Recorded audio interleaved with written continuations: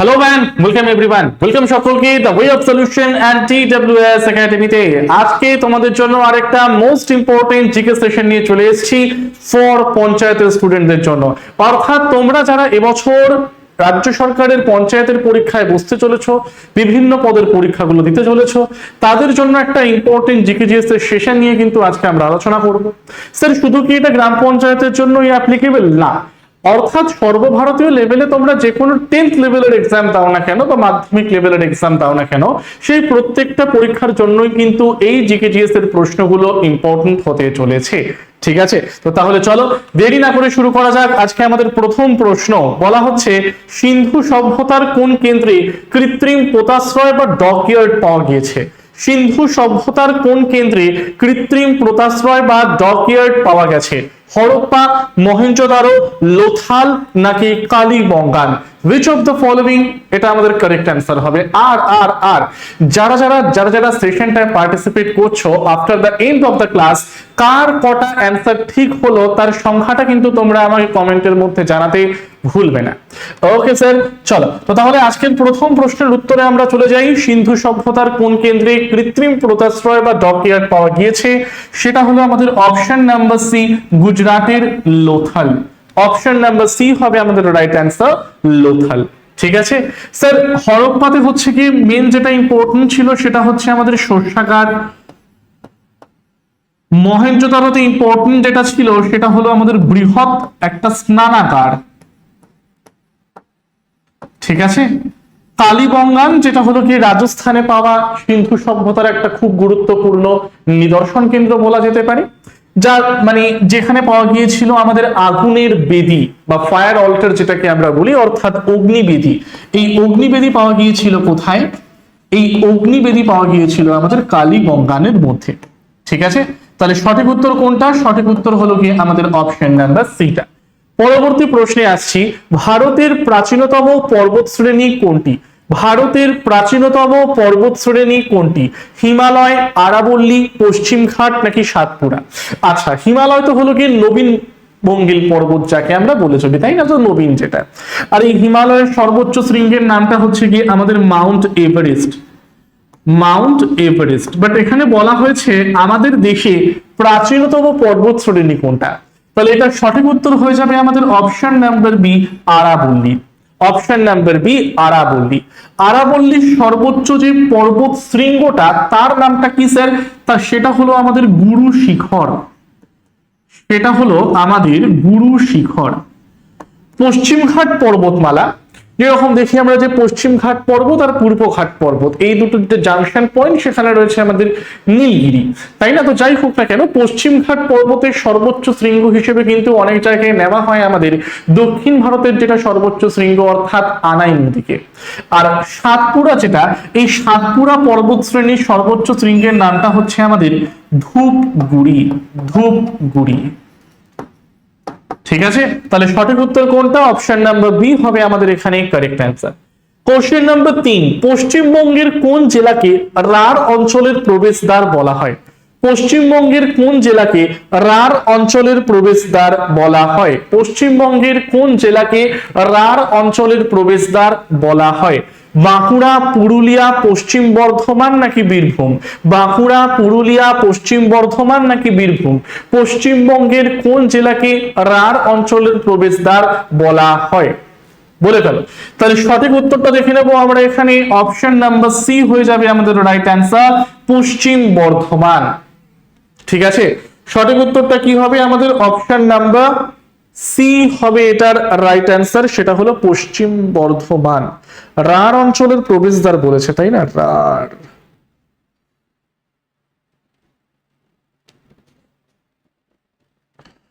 এটা না একবার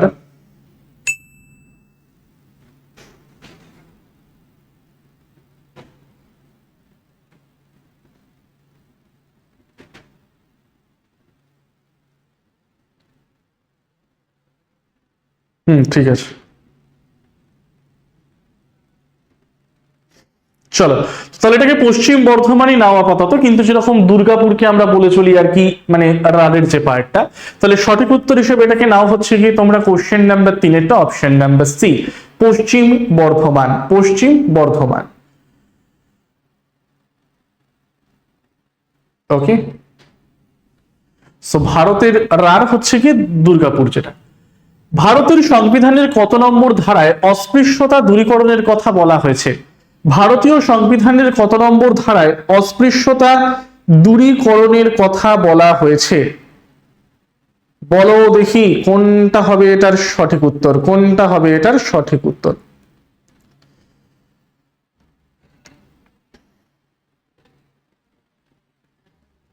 বলো, তাহলে সঠিক উত্তর এটা হচ্ছে কি আমাদের অপশন নাম্বার ডি, 17 নম্বর ধারা।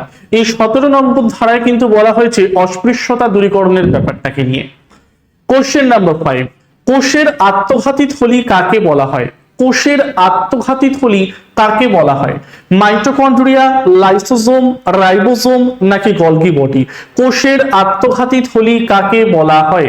কোষের আত্মঘাতী থলি কাকে বলা হয়?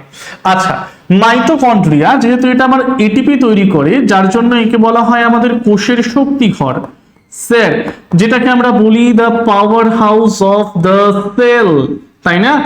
চলো ডান। নেক্সট বলা হচ্ছে আমাদের রাইবোজোম।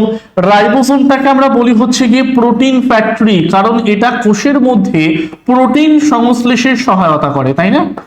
প্রোটিন সংশ্লেষে সহায়তা করে। নেক্সট বলা হচ্ছে গলগি বডি। গলগি বডিকে বলা হয় কোষের ট্রাফিক পুলিশ, কারণ গলগি বডির অনুমতি নিয়ে কোষের মধ্যে আয়ন, ভিটামিন, মিনারেল এগুলো এক স্থান থেকে অন্য স্থানে যেতে পারে। তার জন্য গলগি বডিকে আমরা কি বলি স্যার? যার জন্য গলগি বডিকে আমরা বলি traffic police of the cell, traffic police of the cell বলি এটাকে। বাট এখানে বলা হচ্ছে আত্মঘাতী থলি, তাহলে সঠিক উত্তর হলো অপশন নাম্বার বি, লাইসোসোম। কারণ এই কোষ সংজ্ঞাণুটার মধ্যে আমরা হাইড্রোলাইটিক উৎসেচক দেখতে পাই, যেই উৎসেচকটা কিন্তু লাইসোসোমটার ভাঙনটাকে ঘটিয়ে সম্পূর্ণ কোষটাকে নষ্ট করে দিতে সক্ষম, যার জন্য লাইসোসোমকে বলা হয় সুইসাইডাল ব্যাগ বা আত্মঘাতী থলি। ওকে, কোশ্চেন নাম্বার 6, বিখ্যাত ভাংড়া নৃত্যটি ভারতের কোন রাজ্যের সাথে সম্পর্কিত? বিখ্যাত ভাংড়া নৃত্যটি ভারতের কোন রাজ্যের সাথে সম্পর্কিত? ভারতের কোন রাজ্যের সাথে সম্পর্কিত? ভাংড়া, ভাংড়া, তাহলে ভাংড়া হচ্ছে একটা লোকনৃত্য, যেটা হচ্ছে কি আমাদের পাঞ্জাব রাজ্যের সঙ্গে কিন্তু সম্পর্কিত। এরকম স্যার রাজস্থানের একটা উদাহরণ দিন। রাজস্থানেরটা হচ্ছে কি আমাদের ঘুমার। হরিয়ানার একটা উদাহরণ দিন স্যার। হরিয়ানার উদাহরণটা হচ্ছে কি তোমরা একটা নিতে পারো ধামাল, বা হিমাচল প্রদেশে হচ্ছে কি নাটি, ইত্যাদি ইত্যাদি। তাহলে ভাংড়া নৃত্যটি হলো কি পাঞ্জাব। 7, বক্সারের যুদ্ধ কত সালে সংগঠিত হয়েছিল? বক্সারের যুদ্ধ কত সালে সংগঠিত হয়েছিল? বি ফার্স্ট এভরিওয়ান, প্রত্যেকে অ্যানসার দেবে। বি ফার্স্ট এভরিওয়ান, প্রত্যেকে অ্যানসার দেবে। বক্সারের যুদ্ধ কত সালে সংগঠিত হয়েছিল? তাহলে দেখি আমরা সঠিক উত্তর কোনটা।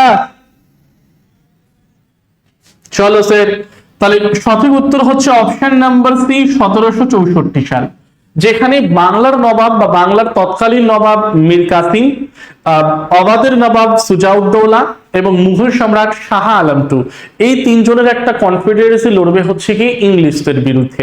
এবং ইংলিশদের বিরুদ্ধে যে লড়াইটা তাদের হবে 1764-তে, তাকে আমরা কি বলবো? ব্যাটেল অফ বক্সার বা বক্সারের যুদ্ধ বলে চলবো। The most significant battle to establish the British rule in India, সেটা হচ্ছে কি কিন্তু এই বক্সারের যুদ্ধটাই। এই বক্সারের যুদ্ধের সমাপ্তি ঘটবে 1765-তে এলাহাবাদের সন্ধি অনুযায়ী, তাই না? এলাহাবাদের সন্ধি অনুযায়ী। তো এখানে ইম্পর্টেন্ট আরো কি কি আমরা দেখিনি স্যার। 1757 সাল, 1757-তে হচ্ছে কি ব্যাটেল অফ পলাশি, তাই না? বা পলাশির যুদ্ধ। 1757-তে হচ্ছে আমাদের পলাশির যুদ্ধ। 1761 সাল, এটাও কিন্তু আরেকটা ইম্পর্টেন্ট পয়েন্ট। 1761-তে আমরা সকলে কি হতে দেখছি?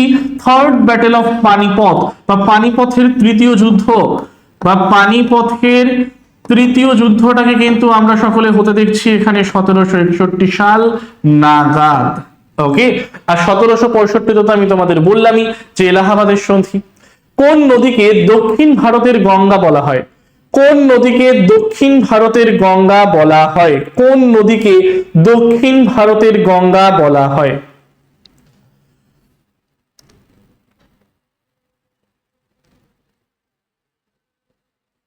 কোন নদীকে দক্ষিণ ভারতের গঙ্গা বলা হয়?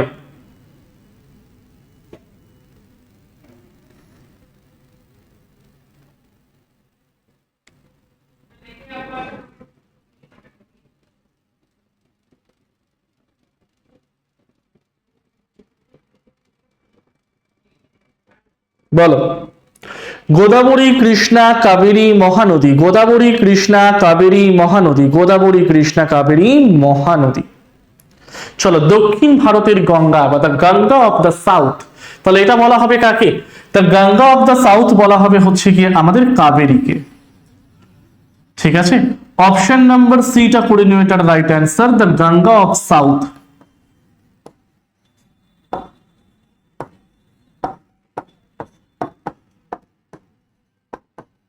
ঠিক আছে, এন্ড দক্ষিণ গঙ্গা বা বৃদ্ধা গঙ্গা, দক্ষিণ গঙ্গা বা বৃদ্ধা গঙ্গা, এটা বলা হয় কাকে? এটা বলা হয় হচ্ছে কি আমাদের গোদাবরীকে। এটা বলা হয় আমাদের গোদাবরীকে। ঠিক আছে, আর কাবেরী নদীর মধ্যে আমরা কি দেখতে পাই? লার্জেস্ট ওয়াটার ভলিউমটাকে দেখতে পাই সাউথ ইন্ডিয়ার নদীগুলোর মধ্যে বা পেনিনসুলার রিভারগুলোর মধ্যে। ঠিক আছে, চলো কোশ্চেন নাম্বার 9। সান্দাকফু যা পশ্চিমবঙ্গের সর্বোচ্চ শৃঙ্গ, সেটি কোন পর্বত শ্রেণীর অন্তর্গত? সান্দাকফু যেটা পশ্চিমবঙ্গের সর্বোচ্চ শৃঙ্গ, সেটি কোন পর্বত শ্রেণীর অন্তর্গত? সিঙ্গালীলা, দূরবীনদারা, চিল্তাপাতা নাকি অযোধ্যা? বলে ফেলো সকলে। সান্দাকফু পশ্চিমবঙ্গের সর্বোচ্চ শৃঙ্গ, সেটা আমার কোন পর্বত শ্রেণীর অন্তর্গত? বলো বলো বলো বলো বলো, সকলে অ্যান্সার জানাবে।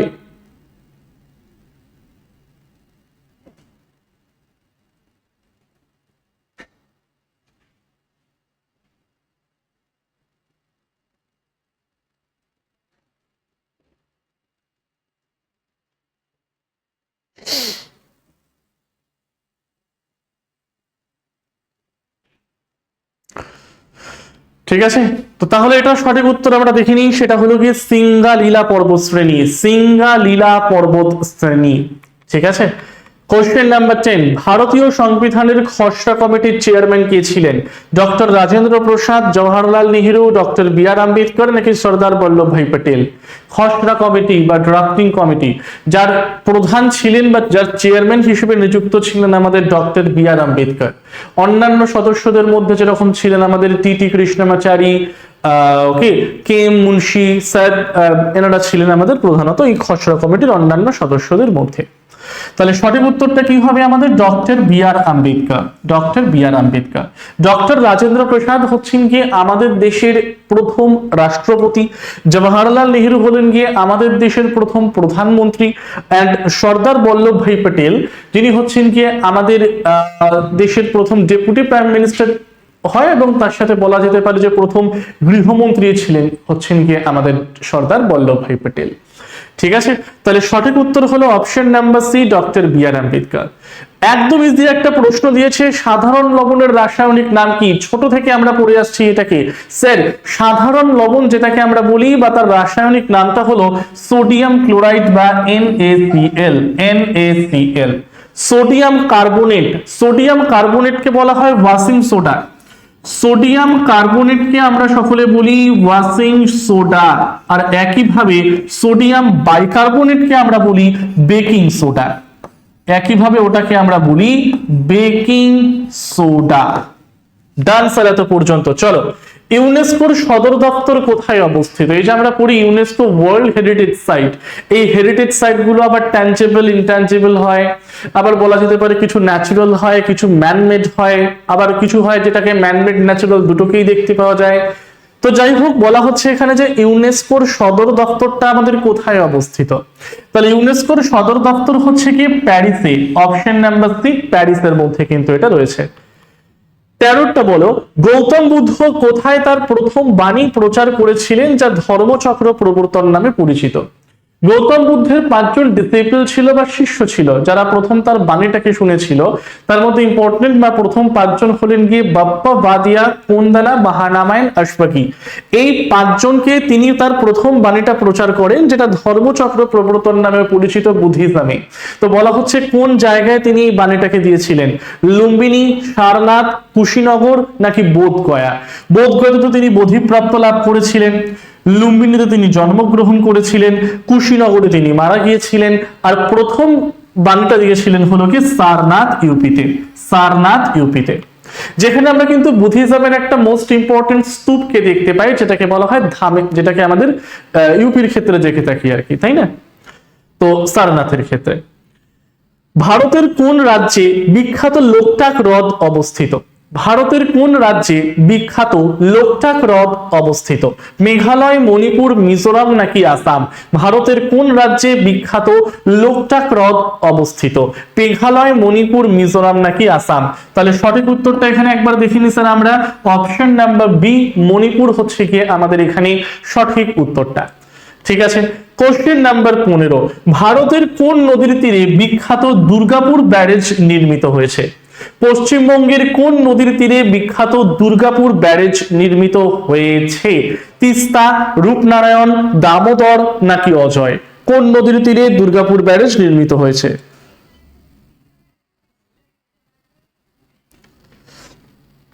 তাহলে দেখিনি আমরা কোনটা হবে, কোনটা হবে স্যার দেখে নিই। তাহলে তিস্তা তো হচ্ছে উত্তরবঙ্গের নদী, মানে উত্তরবঙ্গের ওটা।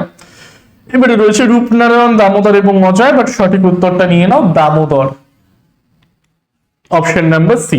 আচ্ছা, তো প্রত্যেকের জন্য একটা ইম্পর্টেন্ট অ্যানাউন্সমেন্ট, তোমরা যারা এবছর ওয়েস্ট বেঙ্গল পঞ্চায়েতের জন্য প্রিপারেশন নিচ্ছ এবং পঞ্চায়েতটাকে টার্গেট করে এগিয়ে চলছো পঞ্চায়েতের বিভিন্ন পোস্টে চাকরি পাওয়ার জন্য, তাদের জন্য কিন্তু আমরা অলরেডি লঞ্চ করে দিয়েছি ওয়েস্ট বেঙ্গল গ্রাম পঞ্চায়েত ব্যাচ, যেখানে তোমরা জিকে, অঙ্ক, বাংলা এবং ইংলিশ এই চারটে সাবজেক্টের একদম টপিক ভিত্তিক বেসিক টু অ্যাডভান্স লেভেল পর্যন্ত থিওরি ক্লাসেস এবং এই টপিক ভিত্তিক মানে প্রত্যেকটা সাবজেক্টের টপিক ভিত্তিক কি ধরনের প্রশ্ন আমাদের পরীক্ষায় আসতে পারে সেগুলোকে নিয়েও কিন্তু তোমরা আলোচনা পেয়ে যাবে আমাদের এই সেশনগুলোর মধ্যে।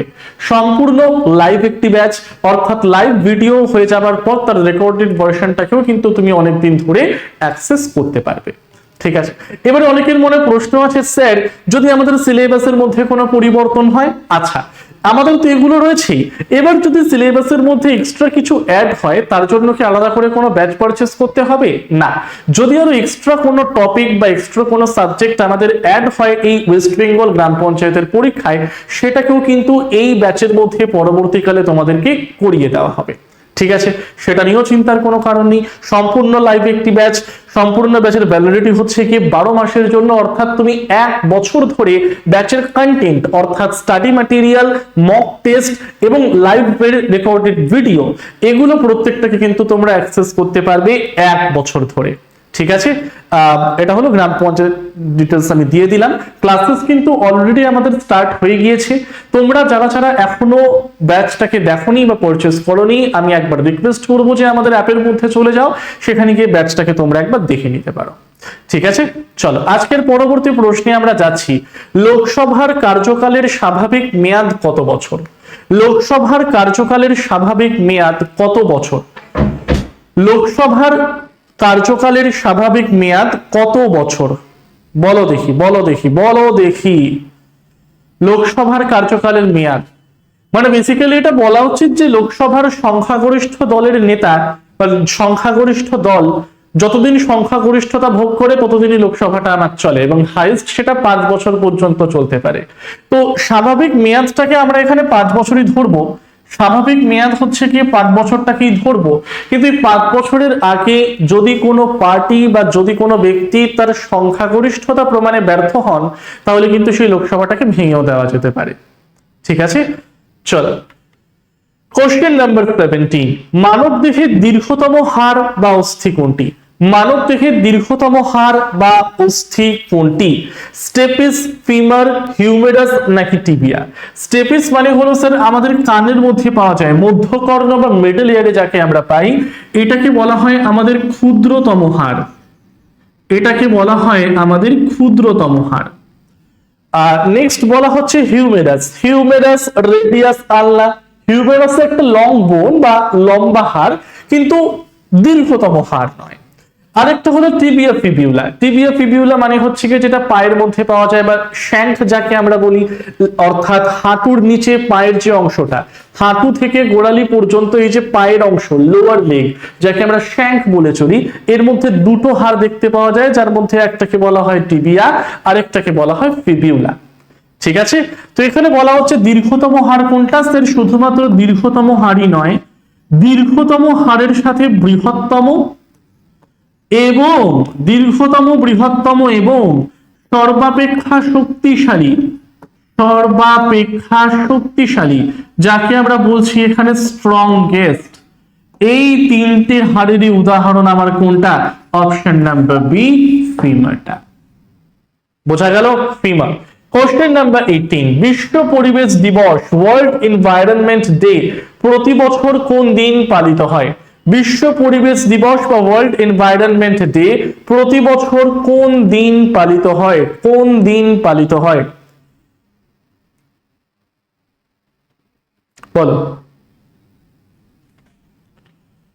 তাহলে সঠিক উত্তর কোনটা? 5ই জুন হবে আমাদের কিন্তু এটার রাইট অ্যান্সার। 22শে এপ্রিল বলা হতো আমাদের আর্থ ডে।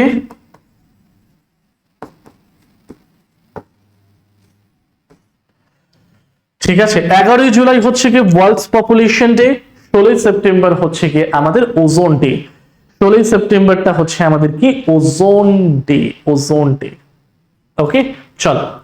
রাজতরঙ্গিনী গ্রন্থ থেকে কোন অঞ্চলের ইতিহাস জানা যায়? রাজতরঙ্গিনী হচ্ছে কি কলহন, এবং যার লেখা থেকেই আমরা জানতে পারি যে মহারাজ অশোক বা মৌর্য সাম্রাজ্যের সর্বশ্রেষ্ঠ সম্রাট অশোক যিনি শ্রীনগর শহরটিকে নির্মাণ করেছিলেন।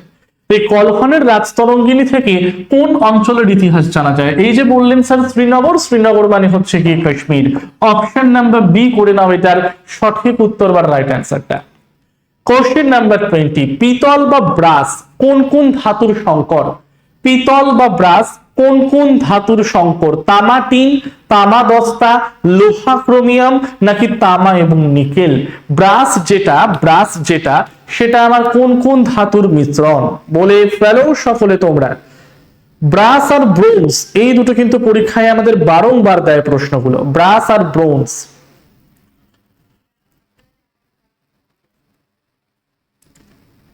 তাহলে সঠিক উত্তর আমরা দেখে নিই। সঠিক উত্তর হচ্ছে কি তামা, এবং তামার সাথে হচ্ছে কি জিঙ্ক, তাই না? আর তামার সাথে টিন হলে তখন তাকে আমরা বলবো হচ্ছে গিয়ে ব্রোঞ্জ। চলেন পরেরটায় চাই। দামোদর নদকে বাংলার দুঃখ বলা হতো, এই দামোদর নদের উৎপত্তি কোথায়? দামোদর নদকে বাংলার দুঃখ বলা হতো, এই দামোদর নদের উৎপত্তি কোথায়? ছোটনাগপুর মালভূমির ছোটনাগপুর পাহাড়, ছোটনাগপুর মালভূমির খামারপোট পাহাড়, রাজমহল পাহাড় নাকি হিমালয়ের জেমু হিমবাহ? স্যার অপশন নাম্বার ডি তো এমনিতেই হবে না, কারণ এত আমাদের মানে ওই অঞ্চলের নদী নয়। তো তাহলে বলো দামোদর নদের উৎপত্তি কোথায়?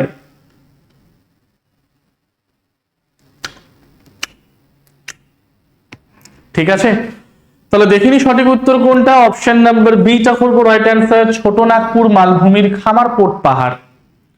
ভারতের দীর্ঘতম জাতীয় সড়ক কোনটি? ভারতের দীর্ঘতম জাতীয় সড়ক কোনটি? ভারতের দীর্ঘতম জাতীয় সড়ক কোনটি?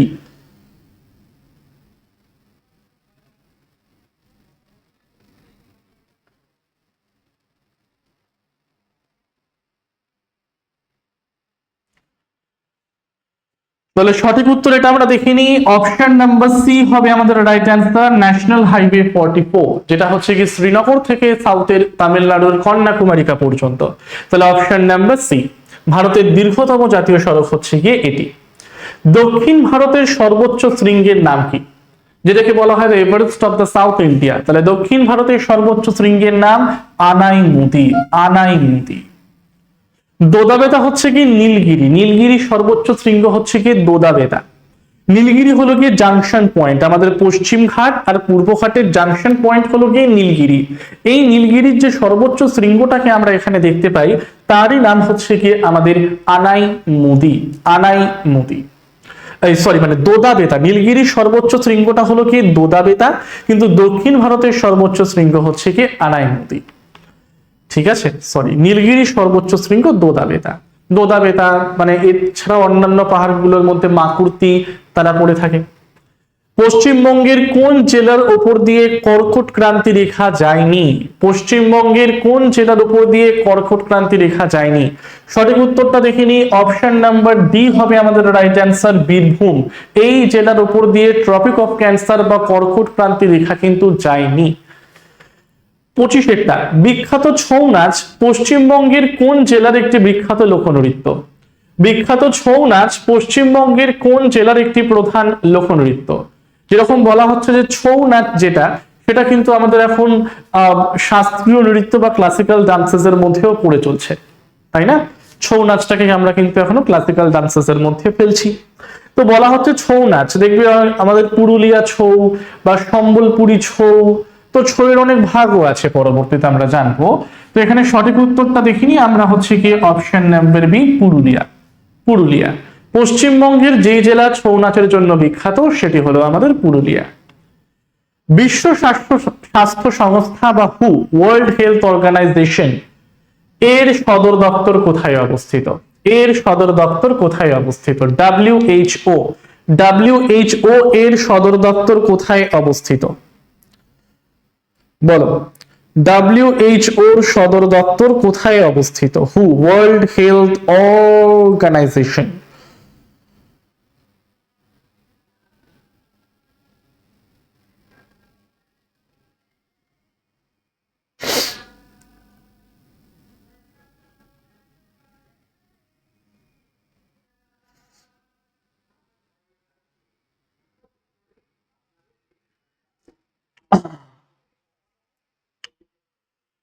চলো, তো এখানে একটা ট্রিক বলে দিই তোমাদের। ট্রিকটা হচ্ছে গিয়ে দেখবে, মোটামুটি ইন্টারন্যাশনাল অর্গানাইজেশন যাদের নামে শুরু আমার ডাব্লিউ দিয়ে এবং নামের শেষ যাদের আমার ও দিয়ে, যেরকম আমি এক্সাম্পল দিচ্ছি, world health organization, world meteorological organization, world trade organization, তো তার মানে দেখো শুরু হচ্ছে ডাব্লিউ দিয়ে, শেষ হচ্ছে ও দিয়ে। এই সকল ইন্টারন্যাশনাল অর্গানাইজেশন গুলোর হেডকোয়ার্টার জেনেভা, সুইজারল্যান্ডে। কোথায়? জেনেভা, সুইজারল্যান্ডে। Option number C. 27টা, ভারতের প্রথম পারমাণবিক গবেষণা কেন্দ্রের নামটা কি? দেখিনি আমরা, সেটা হলো অপশন নাম্বার এ, অপসরা। 28টা বলো, বুল অ্যান্ড বিয়ার শব্দ বন্ধটি নিচের কোনটির সঙ্গে যুক্ত? বুল অ্যান্ড বিয়ার শব্দ বন্ধটি নিচের কোনটির সাথে যুক্ত? অর্থাৎ বেসিক্যালি একটা আমার বৃদ্ধিকে বোঝায়, আর একটা আমার মন্দার দিকে যাওয়াটাকে বোঝায়। তো তাহলে বুল অ্যান্ড বিয়ার শব্দ বন্ধটি নিচের কোনটির সঙ্গে যুক্ত? সেটা হলো অপশন নাম্বার সি হবে আমাদের রাইট অ্যান্সার, শেয়ার বাজার। অপশন নাম্বার সি হবে আমাদের রাইট অ্যান্সার, শেয়ার বাজার। 29, প্রথম এশিয়ান গেমস কত সালে এবং কোথায় অনুষ্ঠিত হয়েছিল? প্রথম এশিয়ান গেমস কত সালে এবং কোথায় অনুষ্ঠিত হয়েছিল? প্রথম এশিয়ান গেমস কত সালে এবং কোথায় অনুষ্ঠিত হয়েছিল? ঠিক আছে, তো তাহলে স্যার প্রথম এশিয়ান গেমস কিন্তু অনুষ্ঠিত হয়েছিল 1951-তে, এবং কোথায় সেটা? নিউ দিল্লি, বেজিং নয়, 1951 New Delhi first Asian Games. 30টা, 1857 সালের মহাবিদ্রোহের সময় ভারতের গভর্নর জেনারেল কে ছিলেন? 1857 সালের মহাবিদ্রোহের সময় ভারতের গভর্নর জেনারেল কে ছিলেন? 1857 তার সময় যে মহাবিদ্রোহটা আমাদের হচ্ছিল, এই মহাবিদ্রোহের সময় গভর্নর জেনারেল কে ছিলেন? গভর্নর জেনারেল কে ছিলেন বলো।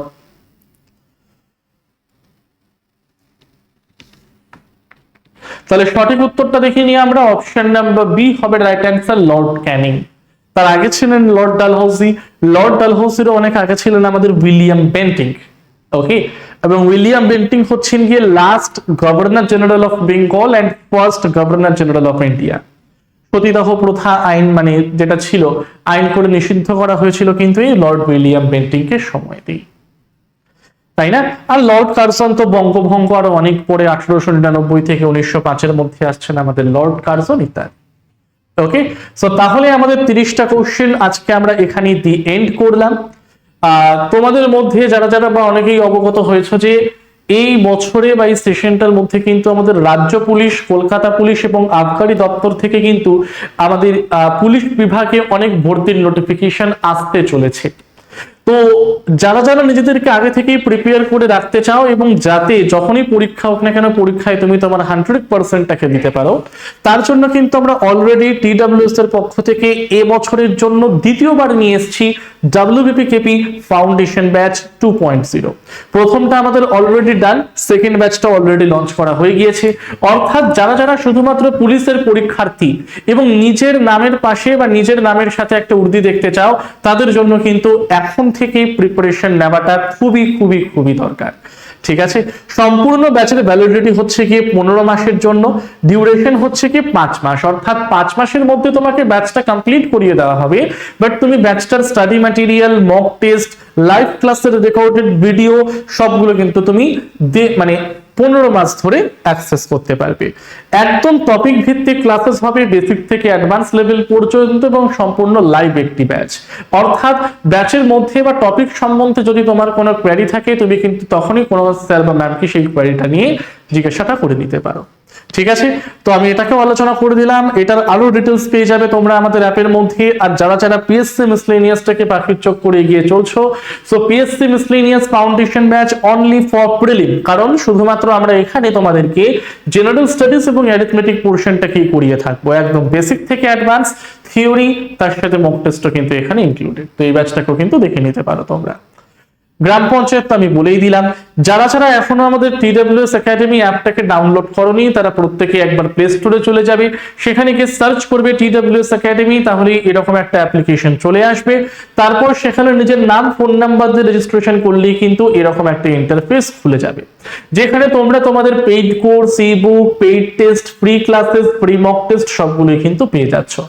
ঠিক আছে, বর্তমানে এই অ্যাপের মধ্যেই আমাদের এই ব্যাচগুলো রানিং চলছে। Combined foundation 7.0, railway foundation batch number 2, PSC miscellaneous foundation, upper primary foundation, NMGNM foundation, WBKP foundation, আর পঞ্চায়েতের ব্যাচটা তো এখনো আমাদের চলছেই। ঠিক আছে, যারা যারা এখনো আমাদের টেলিগ্রাম চ্যানেলে জয়েন হওনি, প্রত্যেকে একবার টেলিগ্রামে সার্চ করে দাও ওয়ে অফ সলিউশন এবং সার্চ করে জয়েন হয়ে যেও। আর এই 3টে ইউটিউব চ্যানেলকে কিন্তু সাবস্ক্রাইব করতে ভুলবে না, the way of solution, TWS academy and TWS smart.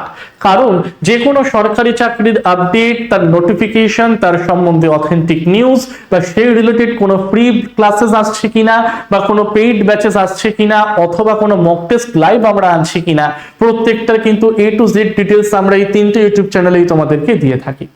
ঠিক আছে, তো তাহলে আজকের সেশনটাকে এই পর্যন্তই রাখলাম। সেশনটা ভালো লেগে থাকলে অবশ্যই লাইক করবে, বন্ধুদের সাথে শেয়ার করতে ভুলবে না, আর অবশ্যই কিন্তু চ্যানেলটিকে সাবস্ক্রাইব করতে হবে। টিল দেন আজকে এই পর্যন্তই, সকলকে আরেকবার থ্যাংক ইউ এভরিওয়ান।